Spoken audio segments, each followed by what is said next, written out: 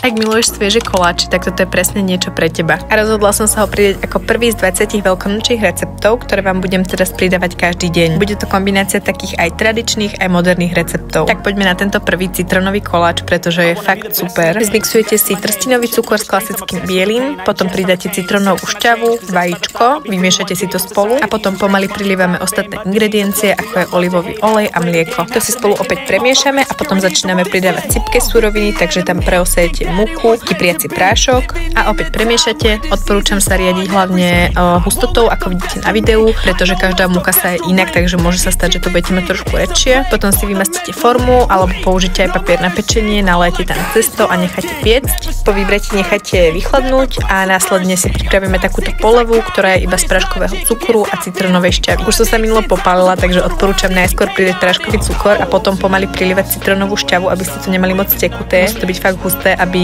vám to celé nesteklo dole. A teda lyžičkou to moc neodporúčam, aj keď som to na začiatku tak robila, pretože tam spravíte packy, takže to možno len tak otáčajte a takto rozmiestňujte po celej šírke. Navrch si ho ozdobíte citrónom a metou a podľa mňa vyzerá super. Mne to trošku popúkalo pri prenášaní, pretože tá polova už bola stuhnutá, ale podľa mňa to vôbec nevadí a vyzerá aj tak super a chutí ešte lepšie. Pre viac receptov a nezabudni sledovať.